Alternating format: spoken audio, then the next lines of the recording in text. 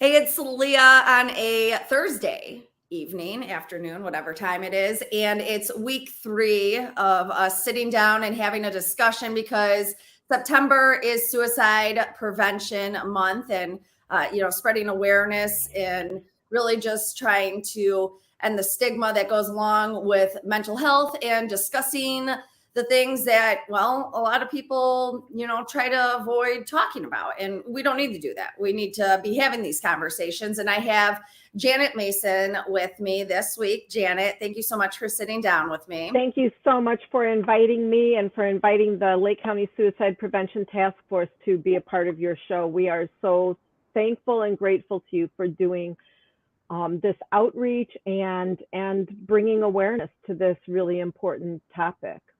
I mean, honestly, it only makes sense to join up with you guys, us being in Lake County, you guys doing exactly what we're talking about this month, but you guys do it all throughout the year. I know you have an event coming up this weekend, which we will talk about. But first, Janet, being one of the founding members of the Lake County Suicide Prevention Task Force, just give us a little information about how that came to be and what you guys do there. Yeah, I'll tell you how I actually became involved. I am a faculty member. I was the department chair and faculty member for the College of Lake County in their Human Services and Social Work department. And I received a call from Dr. Ted Testa. This has to be 14, 15 years ago, a very long time ago. And Dr. Testa, who was the executive director at the Lake County Health Department, said, we need to do something about the suicide, the number of people who are dying in Lake County due to suicide. And this is a really important topic. And would you be willing to serve on the task force that we're going to put together? And so it started out with a group of people who were representatives from different agencies across Lake County in the social services, human services, substance use, treatment programs, all the different agencies, for-profits and not-for-profits, and then the Lake County Health Department. And we met together once a month and had different goals and projects that we were working on. And we have continued since that time. It has not stopped. It has gone on all of that time. And at this point, the Lake County Suicide Prevention Task Force is involved in, they are a 501c3. I'm on the board of directors. We are continuing to work towards our nonprofit status to actually have a nonprofit agency that will actually be able to be a more permanent structure in Lake County and have that organizational structure behind it. So it really has been a phenomenal group of people, and people come in, and when they have time, they work with us, and when they get too busy, someone else from another agency. We have people who are community members, people who have lost people to suicide, people who they themselves are survivors of suicide. So we have many different people interacting together, professional, non-professional, and our whole mission and goal is to bring awareness and prevention for suicide. And at the bottom here, I do have that new number scrolling across. The same help is available, just a new number for the Suicide and Crisis Lifeline. It's 988. Now, Janet, do people reach out to you guys directly? Someone that's looking for some kind of resources, whether it's somebody who's looking for help or somebody who has someone who's in need of help? Absolutely. You can find us. If you're looking for resources, we do have resources. You can find us on Facebook, and you can see the resources available there. We are not a crisis line ourselves. So if you or you know someone who is in crisis and you need immediate help, we are not necessarily the place to go for that. But we do have resources available if you want to know more, you want to help, this is a passion that you would like to become involved with. We definitely would welcome you. You can find our resources there on our Facebook page. And just a little bit about the 988 line. I would like to say this is a brand new, federal, across the United States, a suicide crisis lifeline. And it is not only for suicide, I will also say it is crisis line for substance use disorders. It's a crisis line for people who are in mental health crises. So anyone who needs this crisis line, it is a wonderful concept that is being put into practice, just like a 911 for medical emergencies and other kinds of emergencies that need a first responder. 988 is a number that we're hoping people will remember, that they can easily reach out to, and it is staffed 24 hours a day for people to get the help that they need. I will say, I think that they have had, it has only been out for less than 6 months that it has gone live. And so I think that it has had a little bit of a rougher rollout, where some people have called and have been on hold, or they've had to wait. I want you to know that you will be able to get the help. Just hang in there with it. If you do need immediate medical emergency, call the 911 number, obviously. But the 988 is up, it's active, and it is staffed. It's hard, and even me personally, when you do finally get the, I don't know if it's courage or the realization that you do need to do something, and you make a call, whether it's to a number, whether or not you're in like an immediate crisis, or it's Right. to schedule an appointment to meet with a doctor or a therapist or whatever it may be. And I understand everyone is so overwhelmed right now, work-wise. And I know people that are being turned away, we're not taking new patients, or, Yeah. they're just overwhelmed. So a number like this would be a good place to start to then work you in that direction. And as Janet said, there will be someone who is going to talk to you and is going to start you in the right direction and get the help you need. It's might not be the immediate fix that you're looking for, but the resources and the help is there. Now, Janet, as far as your guys' resources there at the Lake County Suicide Prevention Task Force, what do you offer for people? So there are a number of things that our task force does. One is that we are there as resources, so we can help connect people to the different resources in Lake County. We also provide trainings for professionals.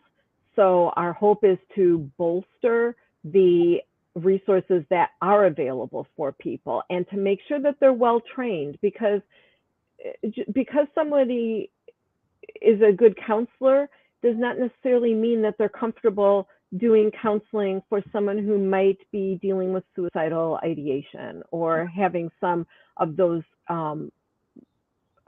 issues that need further, deeper counseling along those lines. So there are a couple of evidence-based treatments for suicide, and CAMS, it's CAMS, is one of them. And our task force has provided that training for professionals. It's a very expensive training, and we have covered the cost for the great majority of the fee for professionals who want to learn how to do evidence-based counseling for suicidality. So it is really, we want to make sure that when people reach out to get help, that we actually are able to have those people who are professionals, who know what they're doing and can actually give people the help that they need and that they seek. And so that's one thing that we do, is professional trainings for the community in the social services world and the counseling world.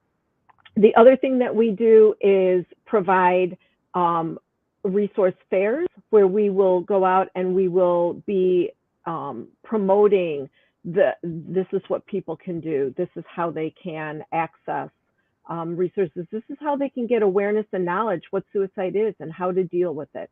We are also, we have trained some of the people on our task force to be Qpr instructors. And Qpr is, are you familiar with Qpr, Leah? I'm not. So Qpr is question, persuade, refer. And it is a training that is evidence-based and it is for everyone. So it is for community members as well as professionals. It's an hour to an hour and a half. We usually schedule ours for an hour and a half.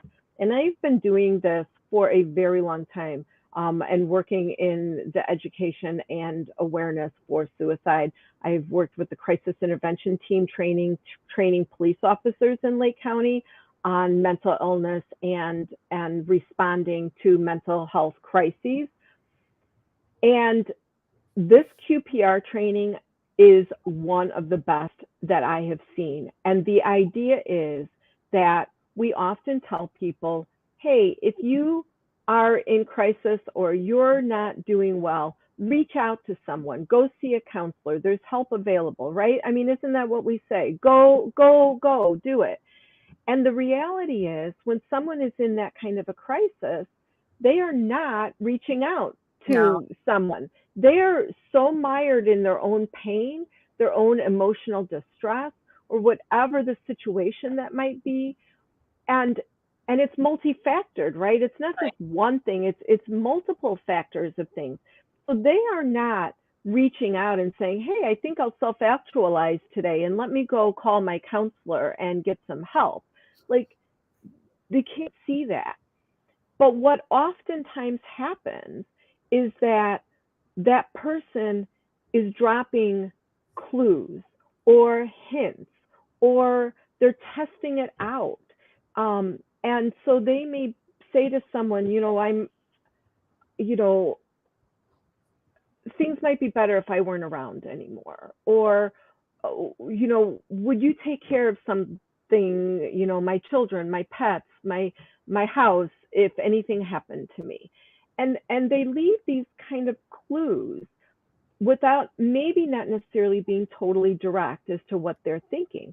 Sometimes people are very direct. They're like, I don't want to live anymore. That's a very direct comment.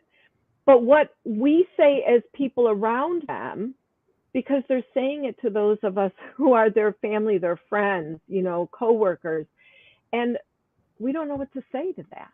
We say, oh, don't worry, things will get better. Yeah.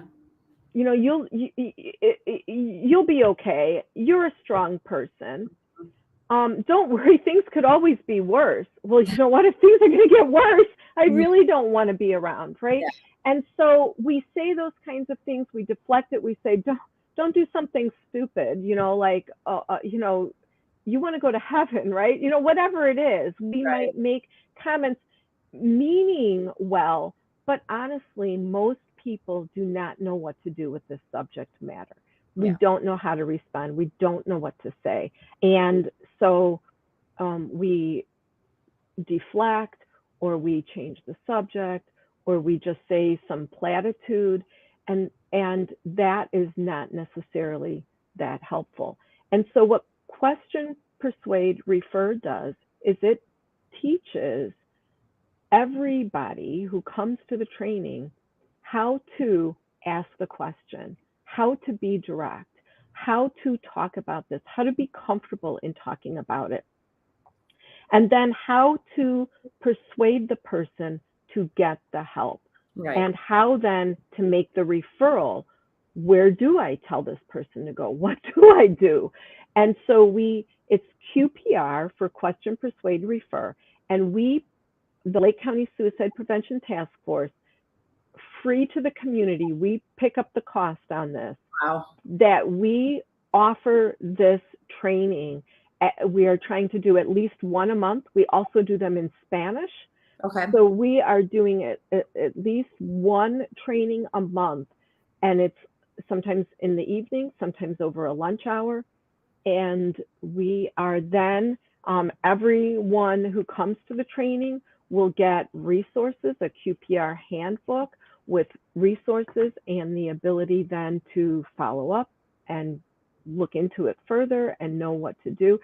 And then they're in a position, if everyone would get this training, it's kind of like CPR in that respect, right? If everyone would get this training, then we know that if someone would happen to, make a comment, or you see someone in your family who doesn't seem like they're doing so well, you know how to deal with it. You know what to do. You can feel comfortable to respond to that person. That is so incredible. I had no idea that you guys offer that. Is that something that you go online and like sign up for? Are you Yes. doing it now? I know with COVID things are a little different. Right. So that's the other nice thing. QPR used to only be done in person, and now they are allowing it since COVID. QPR can be done on Zoom, so it can be done virtually. So lately, our trainings have been done virtually, which actually is really kind of nice because people can come get the training. We like for them to have their cameras on, but oftentimes they don't. Yeah. But they can kind of be anonymous in that respect as well, right? But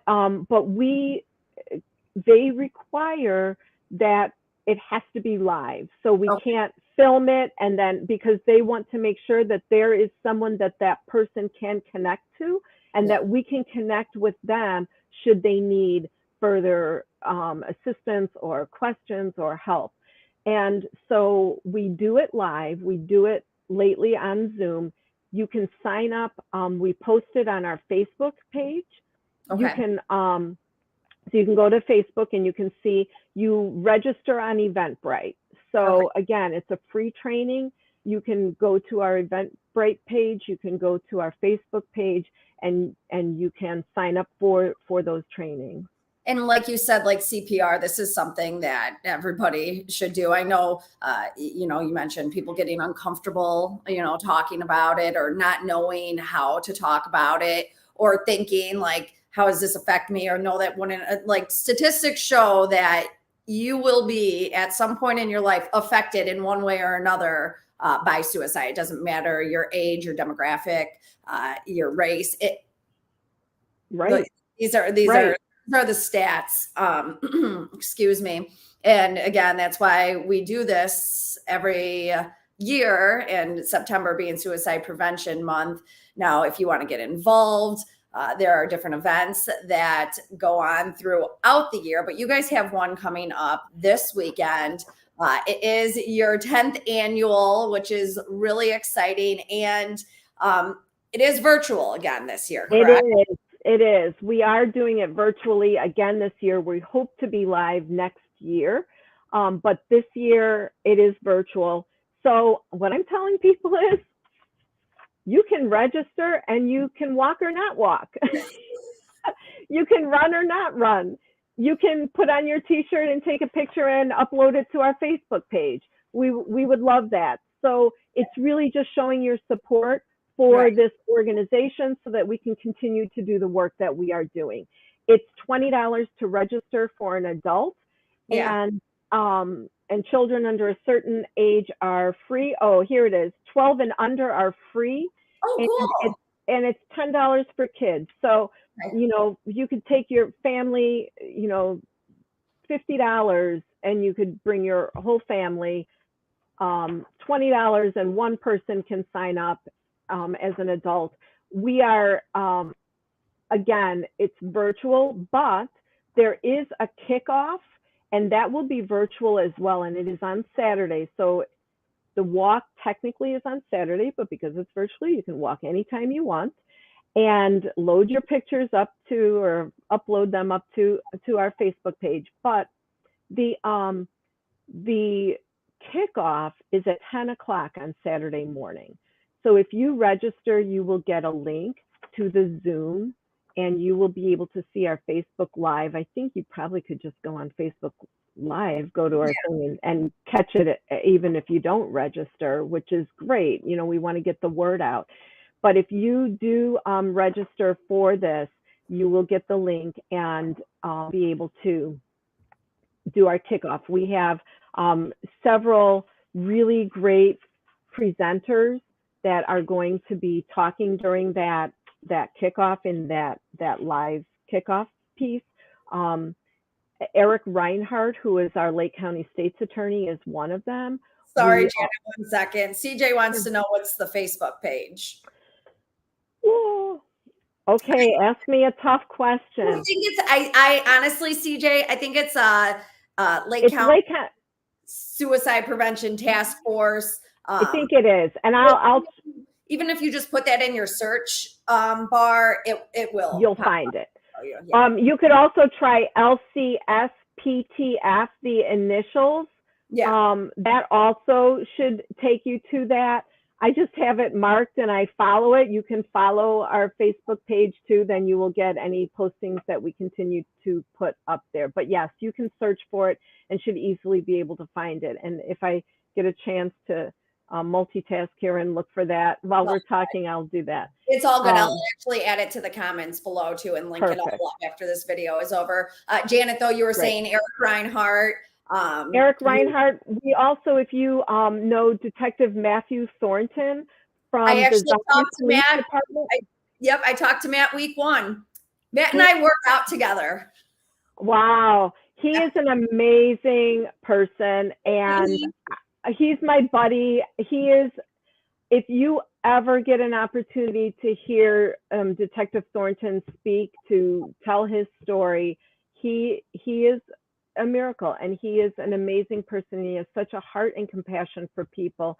And I'm so proud to know him and to see him on, you know, the nonprofit that he is doing to help kids, the Zion Police Department, where he is working now in the schools. He does so much. And he will be doing, you know, we only have a short time for this kickoff, so you won't hear his whole full thing, but he'll be speaking, you know, like 10 minutes and sharing a little bit about himself and his story. So if you are able to come to our kickoff, I think you will. What time is that? I'm sorry. 10 o'clock. 10 o'clock. Okay. 10 o'clock this Saturday. Gotcha. And yeah, Saturday, September 24th. So, and then you can walk after that and you can still sign up. Can you sign up the day of or? Yeah, just sign up. That's great. You can go to our Eventbrite.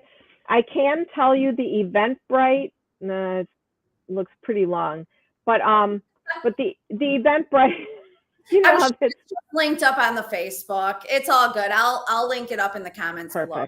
Perfect. You know, another important thing that I just want to add, Janet, as we're, you know, having this conversation is, you know, if there is somebody listening right now or watching this that's like, oh no, I tried to get help. I talked to somebody and it didn't work. It's not a one size fits all situation, especially when it does come to finding that, you know, psychiatrist or counselor or whoever that might be. If you don't feel that connection with somebody, there's more out there. Try again, please. Yeah. You know, there are so many different counselors. There are so many different fields in counseling.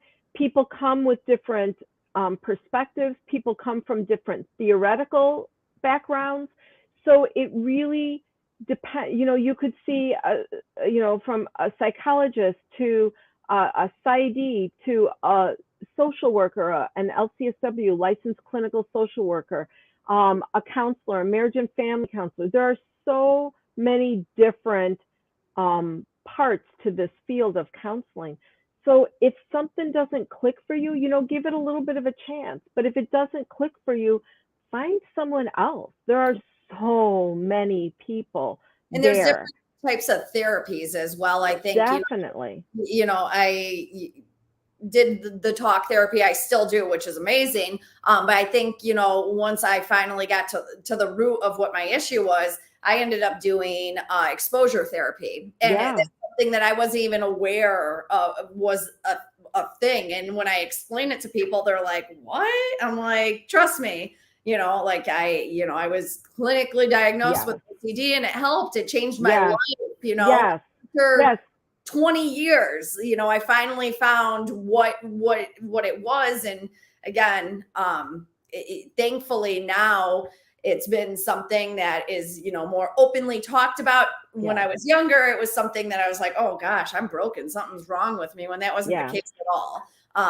So I just want to share that again, if somebody is listening right now or watching, there are so many different resources out for you.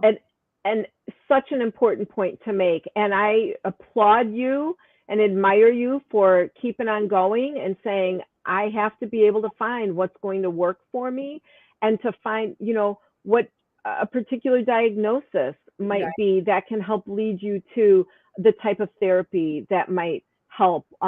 There's a training that another group that I'm with, Sustain, we do training. Janet. I don't know. That's why it took me so long to get back to you, Leah. I'm sorry.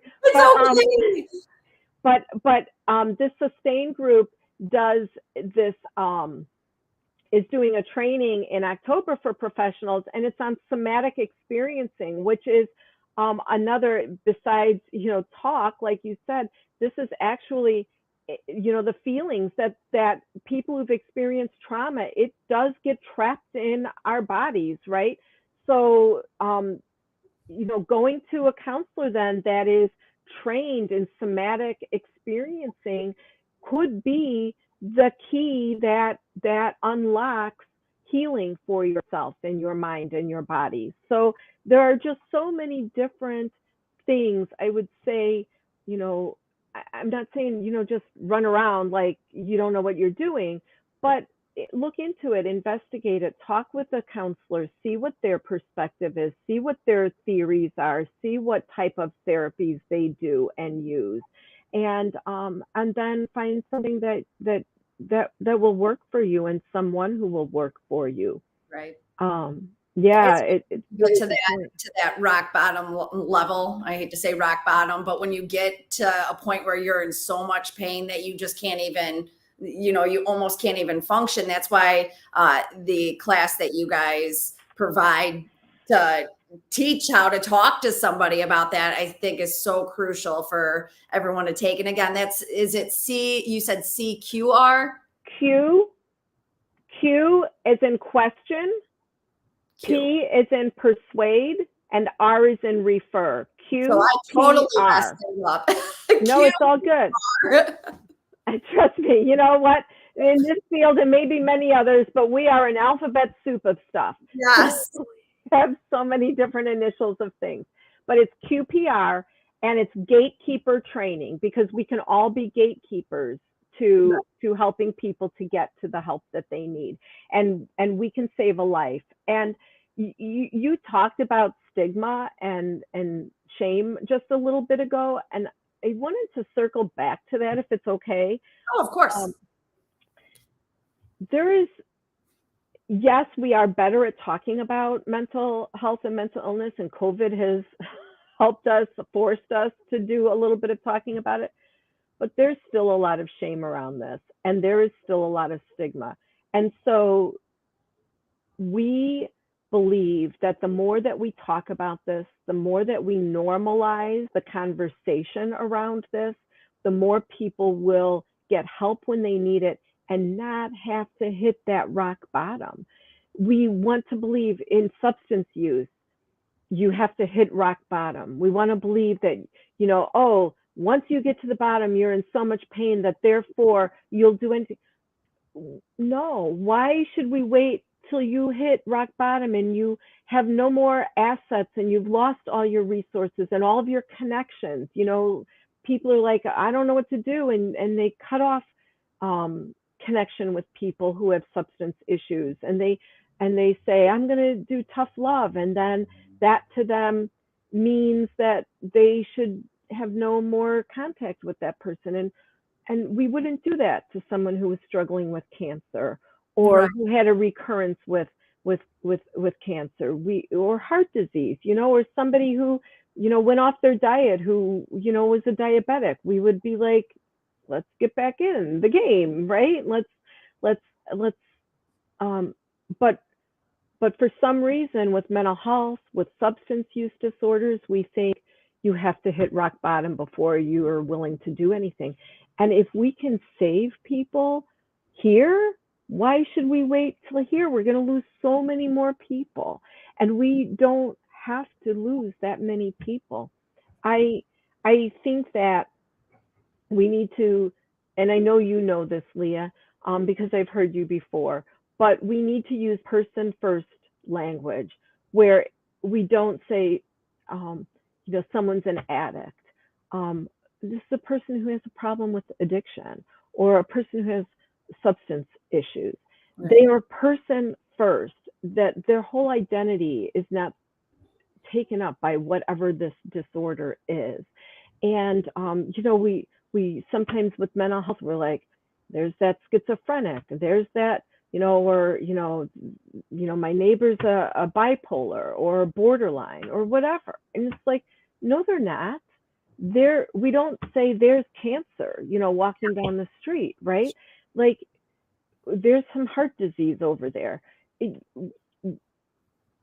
All of us are complex human beings, and we need to spread that kindness and humanity to everyone. And if we can treat this person first as a person, and then let's see what their strengths are. What assets do they have? What issues and problems do they have? Let's see how we can help them so that they can rise up above this and save their life. And I think that that's what we all want to do. We just don't always know how to do that. Right. I think I went through the majority of my life. I've shared so many times, and I continue to. I started having anxiety attacks when I was 7. Like, when I was 7, I didn't realize what exactly was going on, right? And neither did my parents. Yeah. And so for so much of my life, it was, oh, there's Leah. She's not Leah. She's anxious. She's got anxiety. She's a hypochondriac. Like, it was always, so hearing you explain that is, I mean, that's huge. No, I'm Leah first, and then I'm Right. working on these things. You're Leah, and you have so many assets, and you have so many good qualities, and you have, you're a person, right? Right. So that's awesome. And I'm so glad that, that you've discovered that, and that you're a voice for people who have not yet discovered that, so that you can, that they can be there. And then one other thing on language is the concept of how we talk about suicide. We oftentimes say a person committed suicide, right?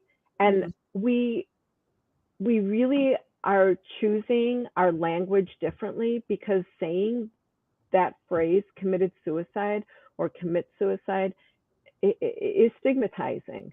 Right. And we are choosing to use the terms like died by suicide, death by suicide, because that's how we talk about other medical issues. Yeah. Right. We say someone died of heart disease. They had a heart attack. They died from a heart attack. They died from cancer. We can say that about suicide. They died from suicide, and there is no shame in that. This is a person who is hurting. If I could talk about that hurt for a minute, if we have a scale, and on one side of the scale is pain, and on the other side of the scale are resources. When our pain exceeds the resources, and those resources could be internal resources or external resources, when our pain exceeds the amount of resources that we have, then suicide is what happens. And people don't we talk about suicide as being a choice, but suicide really is not a choice.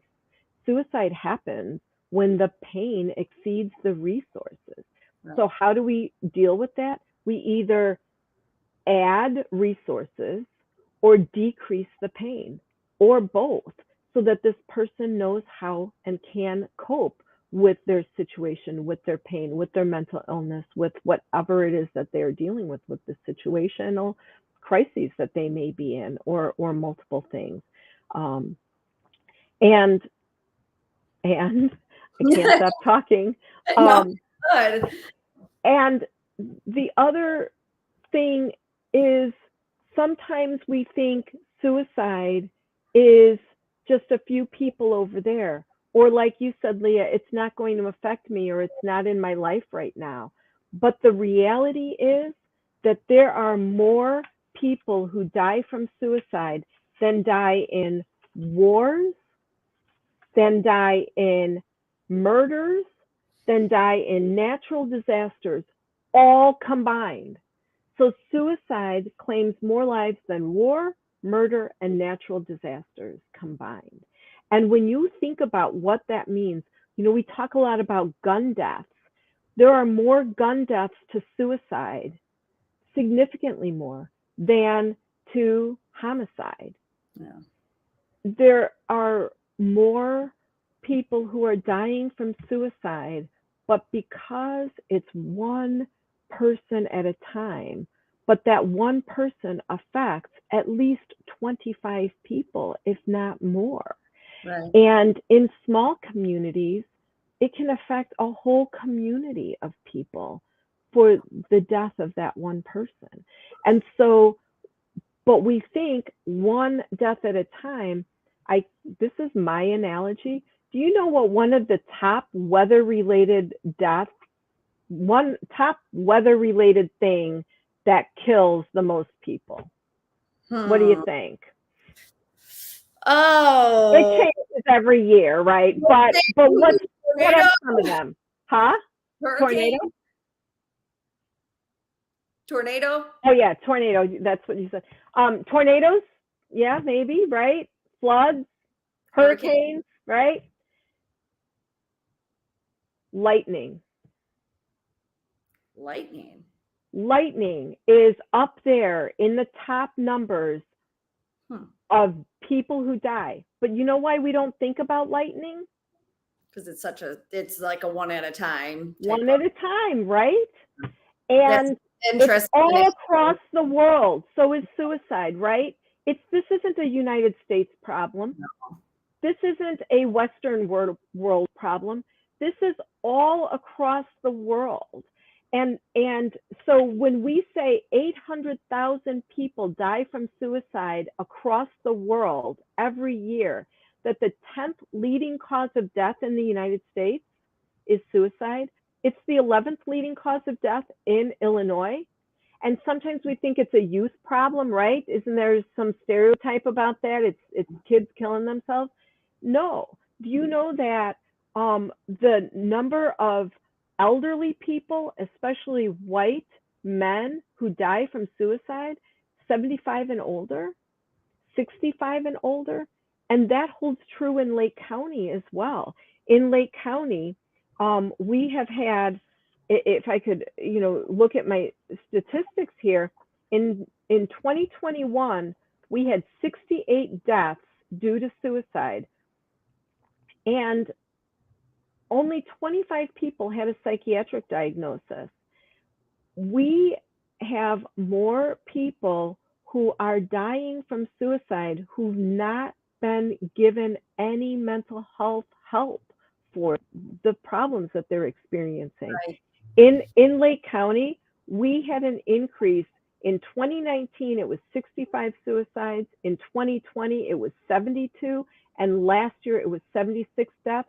And it's going up. And when I talked to a representative from the Lake County Coroner's Office, they told me that they're very concerned about the number of older people. 61 to 70 is very high. We also have a high number in the young group, but it's much higher in those age groups. So Just the numbers, I mean, it doesn't even matter the age group. Right? It's heart wrenching because it's staggering. How do we stop this? How do we prevent it? We talk about it. I when I do these and I sit down and I feel like yes, people get uncomfortable talking about, but they also think that the word, like hearing the word suicide is going to be, that's someone who is suicidal. Hearing it isn't going to make them do it. Right. So they are talk thinking about it all the time. They may be thinking about it all the time. So you saying to them, are you thinking of killing yourself, is not going to have them say, no, but now that you mention it, I think that might be a good idea and a good solution to my problems. So that's why bringing awareness, talking about it, exposing the resources that are out there, sharing those numbers like you shared, and bringing an end to the stigma that is, surrounds mental health. You talking about, the older generation. It is a generational thing. I think now, we are starting to open more up about talking about it, but somebody, in their 60s and 70s, especially males, because it's a gender thing, not just a generational thing. You weren't allowed to feel that way. You weren't, grew up thinking like, okay, I can't have these feelings of sadness, but in reality, you can, and you do, and it's okay. It's okay. This is my favorite pillow. It's okay to feel your feelings, and it's okay not to be okay too. I love it. There's so much help out there, as Janet has exposed and shared with us today. Janet, I really do appreciate you taking the time to sit down and talk to me. I know that you are super busy. So also appreciate everything that you do here in Lake County and beyond, because you are making a difference. It has. Thank you so much. And it has been just a delight to talk with you and share with you. And it is one person at a time. If you are able to be trained and know what to say when someone might mention to you, or that somebody just doesn't seem like things are going well for them, and you know how to respond, that's how we save lives. And I just want to end on CJ's comment, who says, it really helps out. I was through this a long time ago, and now I'm a better person. So there is a light at the end of the tunnel. And, from someone who's gone through it before too, your mental health, it ebbs and flows as well. So just know that you're not broken. You're not broken. And there is someone or something out there that is going to help you, and so many resources available for you. Again, if you are in crisis right now, though, that new number 988, which I think is phenomenal that they did change that, because the 800 number was a little, I couldn't remember. No, neither could I. 988, instead of 911. But if it is emergency status, obviously still use that 911 number. But again, Janet from the Lake County Suicide Prevention Task Force, their event going on virtually this weekend. You can get all the details. I will link it below in the comments. It's right there. 10th annual 5K walk run. You don't have to run. You really don't have to walk. But why not? Why not? I mean, it feels good to be out. It's good. That's the other thing. The more we do for ourselves, our minds, our bodies, the more alternative kinds of things that we can do, the better we are, right? So if we can get out and get a little bit of nature and feel the crisp fall, unfortunately, air in our lungs. I'm loving today. It's the problem is it does not last long enough. This weather does not last nearly long enough. But it's true. I mean, there have been days where I have felt so crummy, and I will go out to Independence Grove and I'll take a walk around their lake there, and it changes. Honestly, just walking around my neighborhood sometimes will change my entire mood. So doing that 5K virtual walk run this weekend, you could get signed up still. Janet, I really do appreciate you taking the time to talk to me. Thank you. And sign up for a QPR training. Yes. Oh, everybody. I'll also link that below. Okay. Perfect. Yes. Excellent. Thank you so much. Thank you, Janet.